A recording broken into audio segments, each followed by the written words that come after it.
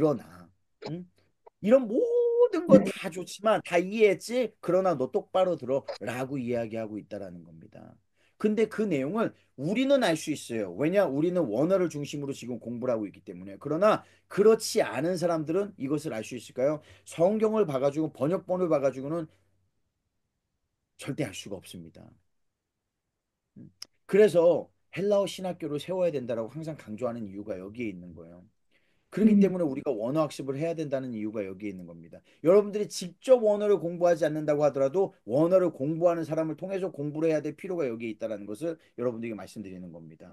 이것이 전반을 여러분들께서 느낄 수 있는 정도의 반전이어야 돼요. 그냥 반전이 아니라 확 달라지고 있는 분위기를 느낄 수 있어야 된다는 겁니다. 근데 그가 무엇을 했느냐? 두어자를 썼으나 어디에 썼느냐가 표현이 되어 있습니다. 교회에게라고 이야기를 하고 있어요. 구절에 내가 두어자를 어디에 교회에 썼으나 라고 표현하고 있습니다. 음, 교회에게라고 하는 표현이에요. 테 에클레시아라는 겁니다. 음, 테 에클레시아라고 하는 거예요. 지금 요한 3서 그리고 첫사랑에 대한 강의록은요 여러분들께 이제 나누어 드리기도 하고 다 취합을 해서 나누어 드리겠지만요, 아까 우리 드보라 목사님과 잠시 대화를 했지만은 약 300페이지 정도 되는 책일 거예요. 그 책은요. 그러니까 굉장히 그것만 해도 많은 분량이죠. 왜 그러면은 이렇게까지 해서 여러분들께 드리려고 하느냐? 목적은 한 가지입니다. 그건 뭐냐? 여러분들이 배웠잖아요. 배운 대로 남을 줘야 되기 때문이에요. 가르쳐야 되기 때문입니다. 저작권은 저에게 있죠. 저에게 배우셨으니까요. 그러나 여러분, 제가 저작권인 게 중요해요. 하늘 아래 새 것이 없어요. 제가 아무리 연구하고 공부하고 했다 하더라도 하나님께서 은혜를 주셨기 때문에 가능한 겁니다. 여러분들께서 그걸 남들한테 나누는 게 중요하기 때문에 그렇다는 거예요. 근데 왜 그게 그럼 300페이지의 분량이 되느냐? 이러한 내용들을 다뤄야 되기 때문이에요. 교회에게라고 우리는 그냥 볼 수 있어요. 테이 에클레시아라고 그냥 간과할 수 있는 내용이에요. 그런데 여기에는요, 사실은요, 세 가지 우리가 간과할 수 없는 내용이 담겨 있습니다. 그냥 교회에게 쓴 것이 아니라 테이 에클레시아라고 하는 그 표현 속에 담겨 있는 신학적으로 우리가 간과할 수 없는 의미가 있기 때문에. 번역으로 치자면은 단순하게 교회에게라고 했지만요, 사실은요 여기에요 관사가 없습니다. 신기하게도 보통 관사가 달리거든요. 지정하는 어떠한 교회라는 지칭이 있거든요. 근데 첫째 중요한 것은 교회에 대한 지칭이 없습니다. 어느 교회에게 보내는 것이 없고 제너럴하게 이 지역에 있는 모든 교회에게 보낸다라는 표현이 명확하게 담겨 있다는 거예요. 번역을 통해서는 알 수가 없어요. 교회에게라고 한 게 이게 무슨 뜻일까? 어디에 보낸 것일까라고 생각하지만은 원문으로 봤을 때는 명확한 표현이 무엇이냐? 제너럴하게 그 지역에 있는 평범한 교회에게 보낸다는 거예요. 즉 교회 커뮤니티에 보낸다라는 겁니다. 한 교회가 아닌 여러 교회가 회람할 수 있도록 이 서신이 보내졌다라는 거예요. 내가 두어져를 너희들이 공통적으로 다 읽어볼 수 있도록 보내고 있다라는 것을 명확하게 얘기하고 있다라는 겁니다. 그리고 그 교회 커뮤니티 안에 한 교회의 리더가 가이오라는 것이에요. 또 다른 교회의 리더가 우리가 읽게 될 디오드레베라는 겁니다. 그럼 둘째 알아야 될 것이 뭐냐? 둘째, 이 교회에 대한 커뮤니티가 있는데 놀랍게도요, 이 편지를 받는 교회가 가이오의 교회는 아니란 얘기예요. 다른 말로 하자면은 가이오가 문제를 일으킨 게 아니라는 얘기입니다, 여러분. 이게 사실은 굉장히 충격적인 얘기예요. 잘 생각해 보세요. 왜 이게 충격적인 얘기냐? 세 번째 내용이 여기에서 담겨져 있는데요. 내가 문제가 이 편지를 받은 사람은 분명히 가이오입니다. 요한 3서를 받은 사람은요. 그런데 우리가 잃어버린 그 편지, 지금 정경에 담겨 있지 않은 그 편지를 직접적으로 받고 거부한 사람의 교회는 가이오의 교회가 아니란 얘기예요. 다시 얘기하겠습니다. 요한 장로가 분노하고 붕괴하고 이 화가 나가지고 이 편지를 쓰게 된 동기가 된 것은요, 무엇인가 교회에 잘못된 부정한 일이 있었어요. 근데 그 부정을 저지른 교회가 가이오하고 아무런 관련이 없다라는 충격적인 사실이 바로 테이 에클레시아라는 표현 속에 담겨 있다는 겁니다. 가이오의 교회가 아니란 얘기예요, 이 표현은요. 그럼 세 번째 우리가 깨달아야 될 것이 무엇이냐? 왜 가이오의 교회가 아닌데 가이오에게 이 책망의 편지를 보내고 있느냐라는 겁니다.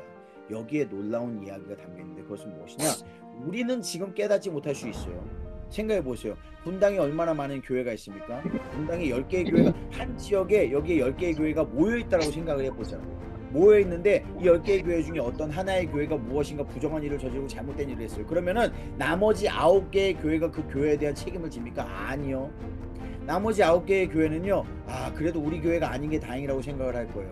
그리고 그 교회 가지 말라고 얘기할 수도 있을 거예요. 그리고 심지어 설교 때 어쩌면 그 교회를 비판할 수도 있습니다. 그런데 그러한 것은 이 현대 속에서만 통용되는 일이라는 거예요. 왜? 당대에는요, 이 모든 지역의 교회가 연대 책임제였기 때문에 그렇습니다. 우리는 지금 그것을 전혀 이해할 수가 없어요. 어떻게 이게 연대 책임이 있느냐? 내가 잘못한 게 없는데 왜 내가 꾸중을 들어야 되느냐라고 생각을 할 수 있어요. 그런데 당대 모든 교회의 커뮤니티는요, 하나의 이 지역에 하나의 교회에 부정한 것이 들어가면은요, 그것 때문에 모든 교회들이 공통으로 다 책임을 져야 되는 연대 책임, 공도 책임의 교회 커뮤니티가 있었기 때문이라는 거예요. 그렇기 때문에 가이오에게 이러한 질책의 편지를 지금 보내고 있는 거예요. 아니 어떻게 네가 있는 지역의 교회에서 이러한 일이 일어날 수가 있냐라는 거예요. 가이오가 회개해야 될 일이 생긴다는 거예요. 이게 우리의 상식으로 이해가 되나요? 그러나 교회 문화, 당대의 문화 속에 성경을 이해하기 위해서는 그때의 문화를 우리는 반드시 이해해야 된다는 거예요. 각각의 개교회들은요, 개교회로서 그리스도의 몸을 이룹니다. 그렇지만 이 개교회들이 결국은 합쳐져 가지고요, 이 합쳐진 교회가 또 하나의 전체적인 그리스도의 큰 몸을 이루고 있다는 것을 절대 잊어버리면 안 된다는 것이에요. 그 장로는요, 이 문제를 바로 가이오에게 추궁하고 있는 것이에요. 디오드렙에게 개인적으로 보낸 서신이 아니었어요. 그 서신은요, 전체에 보낸 서신이었습니다. 그런데 비록 한 사람이에요. 디오드레베라는 한 사람이 그것을 거부했지만 전체가 그것에 대한 책임을 져야 된다는 것이요. 여러분, 이게 상상이 되세요? 테이 에클레시아라는 관사가 없는 그 교회에게 보내는 편지 속에 그 내용이 담겨 있다는 겁니다. 역사적으로요, 교회는요, 이 두 가지 문제를 가지고 계속 역사적으로 고민을 해왔습니다. 그 고민은 뭔지 아세요? 바로 연합과 순결에 대한 고민이에요. 과연 교회가 순수함과 순결을 먼저 중요시하게 생각해야 될 것인가, 퓨리티를 중요하게 생각할 것인가, 아니면은 연합을 더욱더 중요하게 생각할 것인가. 여러분 생각해 보십시오. 이거는 교회 역사상 항상 우리 교회 역사와 함께 공존해온 우리의 고민입니다. 퓨리티가 중요하냐, 연합이 중요하냐. 다른 말로 하자면요, 적은 숫자라도 순수하게 만들어 가야 될 것이 중요하냐, 말씀과 성령으로, 아니면은 일단 모아서 많이 모으고 그 많은 모은 사람들의 힘을 통해 무엇인가 새롭게 변화되는 것을 만드는 게 중요하냐라는 두 가지 고민 속에 항상 있다라는 거예요. 그런데 여러분, 당대에는요, 이 고민이 존재하지 않았어요. 교회 역사 속에는 이 고민이 있었어요. 그런데 당대는 이 고민이 존재하지 않습니다. 왜냐? 주님이 본을 보이신 게 있거든요. 주님이 산상수훈의 남자만 장정이 5천이 되는 사람들이 먹고 남은 그 있는데도 불구하고, 물고기가 떡이 있는데도 불구하고 5천 명을 제자 삼지 않았어요. 제자라고 그대로 많은 사람들을 부를지언정 주님이 포커스한 사람은 12사람밖에 되지 않습니다. 12명 중에서도 3사람에게 모든 것을 주님은 쏟아부으셨어요. 그 3사람 중에서도 여러분 잘 아다시피 요한과 베드로에게 모든 것을 쏟아 놓으신 게 주님의 사역의 방법이라는 것. 주님이 원하신 거는요, 바로 이 순수함이에요. 주님이 원하시는 것은 연합 이전에 반드시 순결이 있어야 된다는 거예요. 연합 이전에 반드시 순수함이 있어야 된다는 거예요. 반드시 온전하게 불로 성령으로 말씀으로 거듭난 최소한의 인원을 먼저 만드는 것이 가장 중요하다는 거예요. 이게 교회의 원칙이에요. 그런데 교회 역사 속에서는요, 우리가 마치 이것을 고민돼야 되는 것처럼 연합과 순결, 유니티와 퓨리티 사이에서 계속 왔다 갔다 하면서 고민했다는 거예요. 지금 현대 교회의 모델은 뭔지 아세요, 여러분? 현대 교회의 모델은 완벽하게 거의 99.9%가 연합의 모델입니다. 일단 사람들을 많이 모으자. 축제를 불러서 사람들을 불러 모으고, 교회를 불러 모으고, 많은 사람들을 모아서 이 사람들을 찬양하고, 연합을 찬양하고, 훈련을 시키고, 가르치고, 설교를 듣고, 무엇을 하고 찬양을 하고, 그렇게 해서 순수하게 만들자. 근데 그렇게 되지 않습니다. 왜 그렇게 되지 않느냐? 이거는 많은 사람들, 주님도요 12명을 택하셨어요. 그래서 세상을 변화시킨 겁니다. 쉽지 않다는 얘기예요. 여러분들께 사람을 대하는 걸 보시면 아실 거예요. 한 사람이 변하는 것이 그렇게 쉬운 일이 아니기 때문입니다. 그렇기 때문에 여기에 나와 있는 것처럼 지금 교회에게 보내는 편지 속에 연대 책임에 대한 내용이 확실하게 담겨 있다는. 그러면 그 연대 책임의 내용으로 무엇이 이 순수함과 순결함을 해했길래, 무엇이 이 순수함을 방해했길래, 무엇이 이 순수함을 깨뜨렸길래, 이 연대 책임제 속에 깨뜨렸길래 요한이 장로가 그토록 화가 났을까? 그 내용이 세 번째 우리가 바라봐야 될 내용 중에 있습니다. 두 번째 우리가 바라봐야 될 내용 중에 있습니다. 그게 뭐냐? 그들 중에 으뜸되기를 좋아하는 사람이 있었기 때문이라는 거예요. 으뜸되기를 좋아하는 사람이. 여러분 제가 여러분들에게 질문하겠습니다. 으뜸되는 것을 교회 안에서 좋아하는 것이 꼭 부정적인 일입니까? 이게 꼭 나쁜 일일까요? 이거 좋은 표현으로 하자면요, 긍정적인 표현으로 하자면 솔선수범이라는 표현을 할 수 있어요. 헌신이라고 표현할 수 있습니다. 긍정적으로 표현하자면요. 그렇죠? 으뜸되기를 좋아한다는 게 다른 말로 하자면은 더 중요한 질문을 던지자면은 도대체 무슨 말인지 모르겠어요. 이 말이 설명이 되어 있진 않습니다. 이 말이 무슨 말인지 자체가. 그냥 우리는 읽었을 때는 마치 알고 깨달은 것처럼 나아갈 수 있어요. 그냥 나아갈 때는 이런 식으로 이해한 겁니다. 어떤 식으로 이해했냐? 이런 식으로 이해한 거예요. 으뜸되기를 좋아한다는 표현은 나서기를 좋아하는, 나대기를 좋아하는 사람이에요. 혹은 교만한 사람이었다. 나대기, 누가 별명 있습니까? 나대기. 우리 성도 몇 명 되지 않는데 거기 나대기를 좋아하는 사람이 있나요? 없습니다. 담임 목사님께서는 없다고 대답하셨는데 성도님 중에 한 분은 자기 자신을 가리켰습니다. 역시 우리 목사님 훌륭합니다. 목사님도 훌륭합니다. 그렇습니다. 예. 어쨌든 부정적으로 하자면 그렇게 표현을 할 수 있다는 거예요. 나대기를 좋아한다, 뭐한다, 앞선다 이렇게 생각할 수 있다는 거예요. 그래서 정확하게 이야기하자면 사실은요, 이 내용이 뭔지 모릅니다. 그래서 성경이, 제가 얘기했죠, 성경은 모호한 게 한도 없는 게 성경이에요. 제가 보기에. 아니, 제가 보기에가 아니라 제가 감히 뭐라고요. 성경학자들이 2000년 동안 연구해 본 것을 근거로 했을 때요, 모호한 부분이 하나도 없습니다. 성경은. 여러분 그거 생각하셨나요? 이 동성애를 성경적으로 옹호할 수 있을까요? 없을까요? 성경적으로 옹호할 수 있습니다. 하나님이 분명히 진노하시고, 하나님이 분명히 싫어하시고 반대하시고 저주하시는 일인데 동성애를 옹호할 수 있습니다. 성경적으로. 어떻게? 구약 히브리어로 된 구약 성경을 통해서 동성애를 옹호할 수 있습니다. 자, 그런데 무엇을 할 수 없느냐? 헬라어로 된 신약을 두고서는 단 한 부분도 동성애를 옹호할 수 있는 부분이 단 한 부분도 없다는 걸 여러분 아셔야 돼요. 번역 성경으로는요, 동성애를 옹호할 수 있는 부분이 있습니다. 영어 성경, 한국어 성경, 신약, 구약 다 가능합니다. 구약 히브리어로 된 구약 성경으로 동성애를 옹호할 수 있는 사람들도 있습니다. 실질적으로요. 헬라어로 된 구약을 가지고는요, 동성애를 옹호할 수 있는 방법이 없어요. 하나님이 저주하는 일이기 때문에. 너무나 명확하기 때문에. 신약 헬라어를 가지고서는요, 불가능합니다. 그러한 것이. 헬라어라는 언어가 너무나 명확하기 때문에 그래요.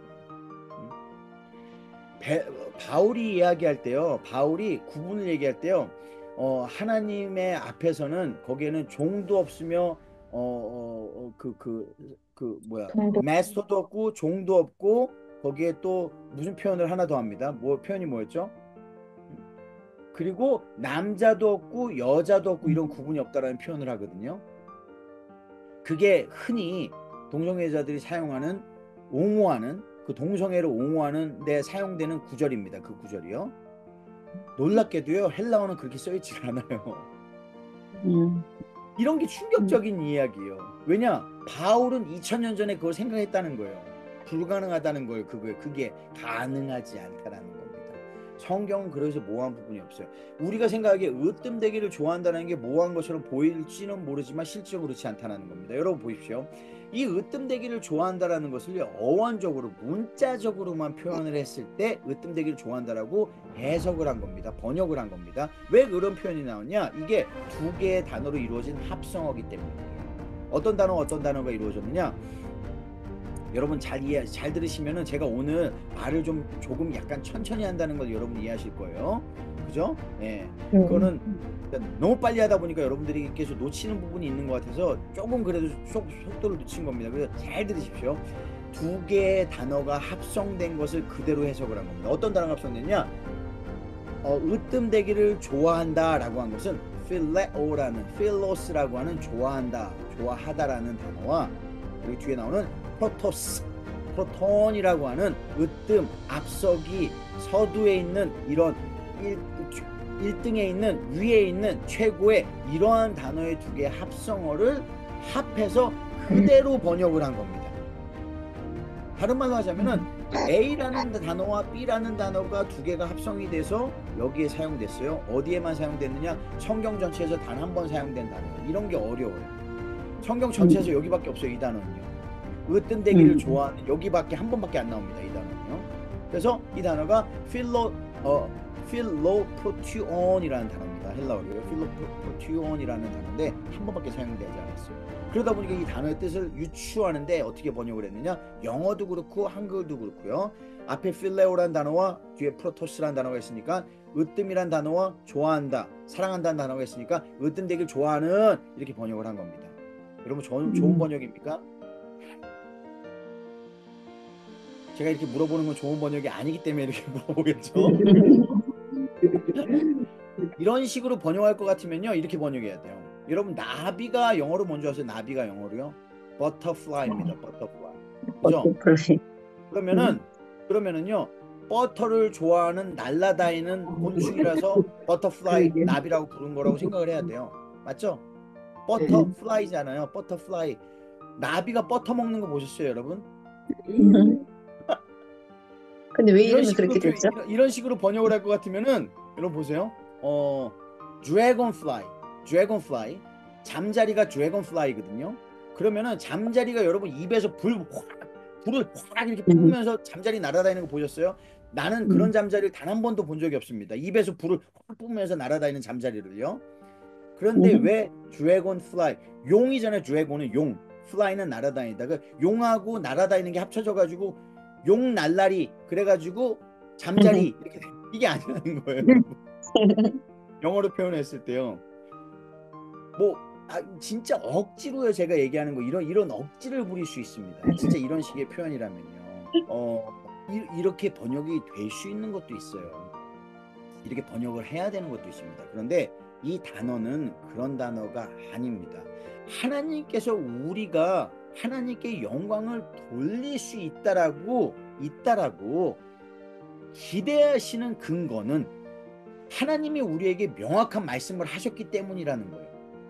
자, 하나님이 우리에게 하신 말씀이 만약에 모호하다면 하나님은 아무것도 우리에게 기대하시면 안 되는 분입니다. 한 사람도 천국에 갈 수 있을 거라고 기대하면 안 돼요. 어쩌면은 누구는 갈 수 있을지 몰라. 아주 똑똑하게 명석한 누군가는 갈 수 있을지 모르지만 어떤 사람은 해석을 잘못해서 지옥에 갈 수 있다라고 생각을 할 수 있어야 된다는 거예요. 그런데 하나님께서 우리에게 주신 성경 말씀 하나님의 언약은 너무나도 명확합니다. 정말 충격받을 정도로 너무나도 명확하고 명백하고 확실하고 하나님은요 너무나 화끈하신 분이에요. 명확하신 불명확한 게 너무나 없기 때문에 우리에게 당연히 거룩을 기대하는 겁니다. 당연히 우리가 할 수 있을 거라고 생각을 하는 거예요. 하나님은요. 왜? 하나님이 너무 당연히 모두가 구원에 이르고 천국에 갈 수 있기를 당연히 하나님은 기대하시는 겁니다. 당연히 저와 여러분이 하나님께 큰 영광을 돌리고 주님이 행하신 것보다 더 큰 일을 할 수 있을 거라고 기대하는 게 너무나 당연한 거예요. 하나님 입장에서. 왜 당연하냐? 당대의 사람들은요 주님이 오셨을 때요 신약 성경이 없었어요. 여러분. 기대하고 고대하고 바라던 그 신약 성경이 없었습니다. 바울보다 우리가 더 앞서가 있는 건 무엇인 줄 아세요? 바울은 신약 성경을 쓴 사람입니다. 하지만 우리는 그 신약 성경을 읽는 사람들이에요. 바울뿐만 아니라 마가, 마태, 누가가 쓴 것을 우리가 가지고 있는, 요한이 쓴 것을 에베소가, 야고보가 쓴 것을, 베드로가 쓴 것을 우리는 소유한 사람들입니다. 우리는 그보다 더 큰 일을 할 수 있는 사람들이. 왜? 하나님의 말씀이 너무나 명확하고 확실하기 때문입니다. 만약에 이게 불명확하다면 아무것도 기대하면 안 됩니다. 그런데 문제는 뭐냐? 언역이 문제입니다. 그렇다고 이런 얘기를 하면은요, 이렇게 생각해. 아, 그러면 성경 진짜 읽을 말 안 나네. 이렇게, 여러분, 이거는요, 핑계예요, 핑계. 그것은 성경을 처음부터 읽고 싶지 않다는 얘기밖에 안 돼요. 지금 할 수 있는 나의 최선이 번역을 읽는 거예요. 그렇다면 성경 이 번역본이라도 최선을 다해서 읽고 깨닫기 위해 하나님께 지혜를 달라고 해야죠. 지금 내가 헬라어를 배울 수 없는데 어떻게 그럼 헬라어를 배울 수 없는 사람은 다 지옥 가야 돼? 아니라는 얘기예요. 할 수 있는 최선을 다해서 하나님의 말씀을 기존보다 더 깊이 바라보라는 이야기입니다. 제 의도는요. 하나님이 그만큼 명확하신 분이에요. 그래서 여기에 나와 있는 이 표현은요. 필로프로튜온이라는 단어는요. 사실은 여러분, 이 단어는 명확한 의미가 있습니다. 이 명확한 의미는요, 여기에서 우리가 흔히 얘기하는 것처럼 그냥 아뜸대기를 좋아하는 이라는 것이 아닙니다. 필로프로티오는요, 필로스가 분명히 좋아하다, 사랑하다, 기대하다, 바라다라는 뜻은 맞습니다. 근데 뒤에 나와 있는 프로티온이 문제예요. 이 프로토스라고 프로티온이라고 하는 건요, 사실은 무엇인 줄 아세요? 근데 이 프로티온이라고 하는 사람의 대표적인 사람이 있습니다. 그 사람을 지칭하는 별명, 애칭입니다. 이건요. 프로티온은요. 그 프로티온이 누군지 아세요? 모두가 다 아는 그 프로티온은 최고봉, 바로 주님을 지칭합니다. 그러니까 사실 여기에 사용된 이 의미는요, 으뜸되기를 좋아하는이 아닙니다. 이 의미는, 성경적인 의미는, 신학적인 의미는 뭐냐면은 주님의 자리에 앉기를 기대하고 프로티온의 자리에 앉은 그 자가 문제인 거예요. 디오드레베에 대해서 왜 장로가 이토록 분노하느냐? 그거는 프로토스가 앉는 그 자리를 그가 얻기를 원하기 때문이라는 거예요. 그가 바로 적그리스도와 같은 우리 안에서 나간 자와 같은 행동을 하고 있기 때문이에요. 여러분, 적그리스도는 교회 안에서 나오는 거 아시죠? 외부에서 오는 게 아닙니다. 그리고 적그리스도는 하나의 존재가 아닙니다. 여러분, 많은 적그리스도가 이미 나갔다라고 요한 1서에서부터 이야기하고 있잖아요. 그 존재와 같은 게 바로 이런 내용. 프로토온이라는 거는 그런 의미를 가지고 있다. 그 으뜸되기를 좋아하는 것이 문제가 아니에요. 아까 제가 서두에 얘기한 것처럼 솔선수범이라고 얘기할 수 있어요. 앞서기를 좋아하는 것이 아니라 더 헌신하는 사람이라고 얘기할 수 있다는 거예요. 근데 이것이 심각한 것은요, 그가 잘난 체하고 비난하고 무시하고 이러는 것이 아니라 그가 하는 행위가 악한 행위이며, 그 악한 행위가 바로 독사의 자식들과 같은 그런 악한 행위인데, 그것이 무엇이냐? 바로 주님을 호칭하는 그 단어가 바로 프로티온이라는 그 애칭을 가지고 있는데, 그 자리에 그가 서기를 좋아하기 때문에 자기가 영광을 받기를 원한다는 거예요. 아멘.